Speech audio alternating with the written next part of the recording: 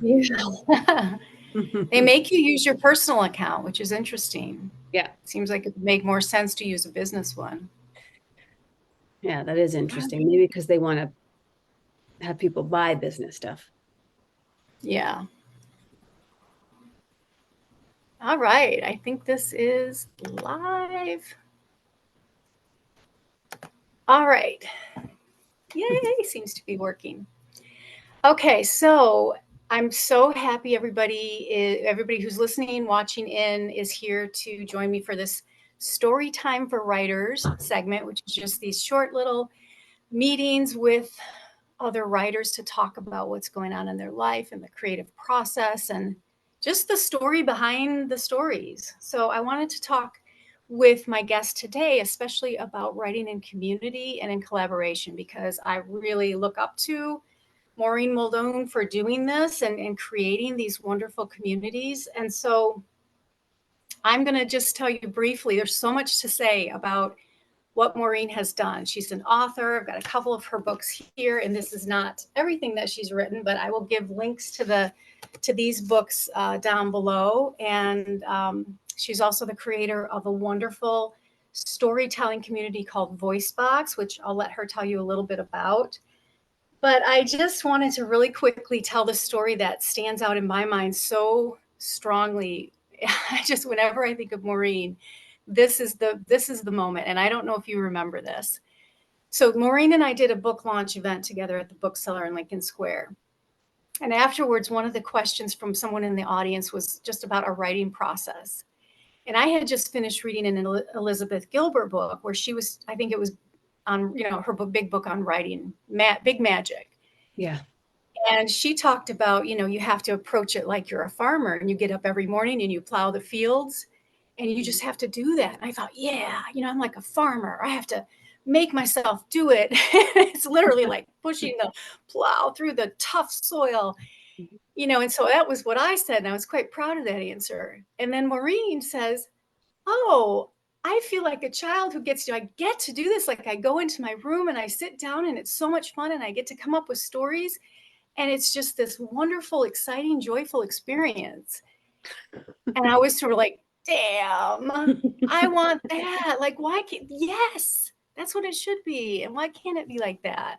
I don't know if you remember that, but I always come back to that and think, we're the ones that think I'm in isolation. I'm this tortured soul. I have to be alone. And it doesn't have to be that way. Yeah. So that's really been your gift to me is to, I constantly think about that. I can make this joyful. I get to do this. This is a gift. This is, a blessing. Yes. So yeah, I know you do that. No, it totally, and it very much aligns with, am I echoing? Is that okay? I don't hear an echo. Oh, okay. It very much aligns with the work that I do, which is A Course in Miracles. And in A Course in Miracles, it says, in fact, it was the lesson to or meditation. Only my own thinking can harm me. And so I do feel like there is a universal thought of like the struggle of creativity. And I've given birth at home with no anesthesia, so I know what pain is. It's not writing. I know. I live with some things that actually took labor. Writing is not one of them. You can choose to experience labor with it if that makes you feel precious and special, I suppose. And almost every time I say that, I almost want to like knock on wood or something, because I don't ever want to jinx myself. If people are having that experience, it is their experience. It's never been my experience. I feel like I'm a volcano that erupts with ideas. I feel like I'm chasing horses and trying to rein them in. I feel like there's more that wants to be expressed through me than I'm able to actually honor. So that's one of the stressors I have, is just like making sure that I don't overwhelm myself, and I'm getting to pick and choose what things I want to give my attention to. But I never really felt like there was writer's block. If you have writer's block, maybe you shouldn't be writing. Go do something that you're not blocked at. It's terrible, but that's it's like what you're saying, though, is we we don't have to choose that stereotype for us. No, And we even if don't it have has been to. true in the past, and it sometimes does happen, we Yeah. don't have to make that our make it more of a block by giving it more energy.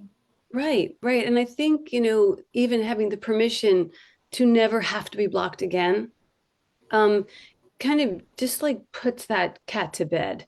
Like just get on with writing. And I also think having deadlines is really helpful because the ego will be engaged. And if you have a deadline where you tell someone, I'm going to show up and do this, or I'm going to deliver this by this date, it makes it harder to procrastinate. I Yeah, once did, well, and also if you have an accountability, like we're talking about, how do you bring in other people? How do you work with other writers or editors or coaches to yeah. get that sort of, for me, that's what I found when I feel like I really turned into a serious writer and I could be proud of what the work I was turning out and I was being pushed to new levels was when I started working with my own editor coach, meeting once a week, whether I have the pages or not. I Mm-hmm. still make myself meet with him and we find other things to talk about. Mm-hmm. So, I know you do that naturally, just connecting with people and telling your story on stage. And Mm-hmm. do you find like that keeps those creative juices flowing more because you're in collaboration? Oh, absolutely. I think stories beget stories beget stories. And I go to story events and I run a story event and I listen to people's stories. And, even staying here at your writer's residency, I was listening to your husband's story and I was like, I want to document that. So like I'm a lover of stories and you have to be around people to hear more stories. You can read them, but I'm a very audible person too. Like I really love hearing the person tell the story with their voice and their breath. Even when I'm working with storytellers, I ask them not to send me the story, but to read it to me because, again, I have a little bit of clairvoyance where I can hear in their voice where the bullshit is and where the truth is and where the mad ramble is. And it's like, you can't always hear that in writing. So Yeah. that's a level of collaboration that requires us both to be at the same place at the same time, which is very different for writing because I attempt to steer away from that, although that is the way that it works for me. I attempt to steer away from that because I came from an industry of acting and TV and film where my presence was required. And so when I moved into writing, I was so overjoyed that I could create something and then someone could enjoy it and I wouldn't need to be there. You know what I mean? Like, Oh, yeah. yeah. And I know it's like a kind of a strange perspective, but I love the idea that I can write a book and it goes out to you and you have it and it has a very long shelf life that goes beyond the necessity of me being anywhere. It's lovely. Um, Mm-hmm. so there's pros and cons of collaboration. Collaboration requires my presence. Requires Yeah. us to be present with each other, which is important. I think we're losing the art of being with each other. Yeah. Yeah. So, how would you recommend people get started? Give some advice to introverts like me, who I do struggle with. My writing. I tend to obviously do it alone, and I feel like I have to have a lot of alone time to do it. Mm. Yeah. But I also, of course, that's a very fine sort of edge to walk because it can easily tip over into I'm not filling up enough. I'm not getting the stories I need. I'm not connecting enough. And so I'm constantly thinking, okay, where is that balance? I know I need my alone time. I need to take deep dives, go into the world I've created, but I also need to come back out.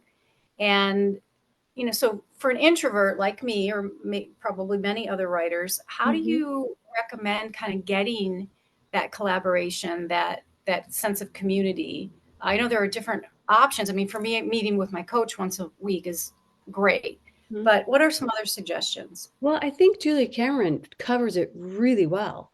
It's like, one, go on a walk every day, walk around your neighborhood, take in your neighborhood, go on artist dates, like force Yeah. yourself to do that. And that's why I go to other story events, or that's why, I attempt to go out. And like, even like when you were telling me that you do swing dancing, like that's a way to fill the well. There's so many ways of filling the well, and you might be doing them more than you're giving yourself credit for, because writers are, prone to being recluse, and that's okay. But I do feel like you don't want to become stagnant because there's no movement. I mean, so I love that she gave us these suggestions like 30 years ago to go on a walk every day, which I do. I walk every single day, and it just helps. Not just it just helps in so many ways as a writer. It makes me move. Writers are so sedate. You know what I mean? It's like you have to move. And then I don't necessarily go on artist dates, but I invest in creative adventures, and I like being here for a week. Like this shook it up for me so that I'm not in my house by myself, just writing in my normal places. Those are Yeah. two tools that are not mine. I, give credit to Julie Cameron, and I think they are last because they work. Yeah. Yeah. Isn't it the anniversary or something of her book coming up? Isn't there some new version? I heard somebody talk about it and I thought, wow, that book's been around a long time, but you're right.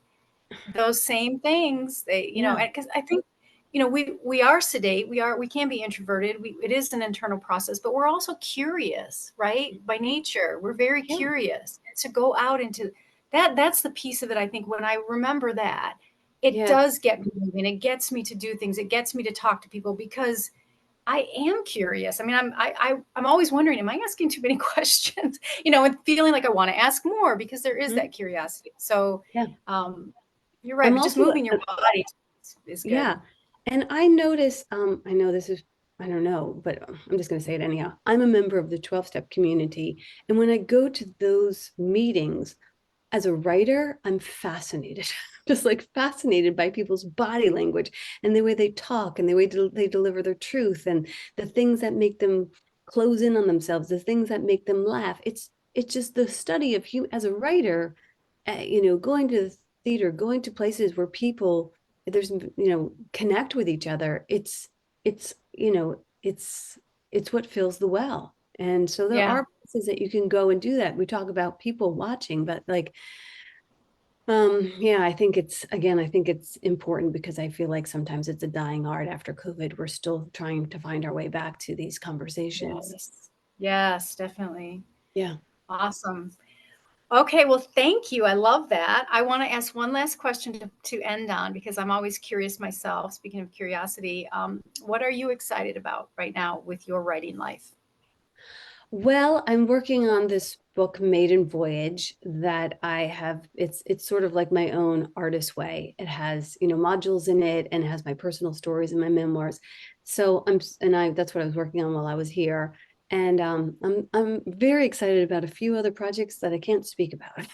So I will tell you about the Maiden Voyage. And Very secretive, huh? and I will be back, well, because sometimes projects are like really so close to the vest that they're still baking, and I'm excited about it, but I'm also, I want to hold on to it and savor it for myself a little bit. Right, right. Sounds good. Mhm. All right. Well, I've really enjoyed having you here as my guest for the Beach Glass Writers Residency. I'll put a link to that too underneath. And yeah, it's been great. And just, yeah, having that connection with other writers, I'm more and more seeking that and so enjoying it. So Yeah, and thanks. just a plug for the Beach Glass Writers Residency. I was here for 5 days and nights, and it's my sixth day, and it was so, so helpful. I really appreciate it and I really recommend it. It's in Chicago at Tammy's house, and she didn't ask me to do this, but it's awesome. And I got a lot out of it, and I hope to come Awesome. back. Hmm. Awesome. Great. Thank you. Hmm. All right. Well, we will see you soon. Take care. Bye.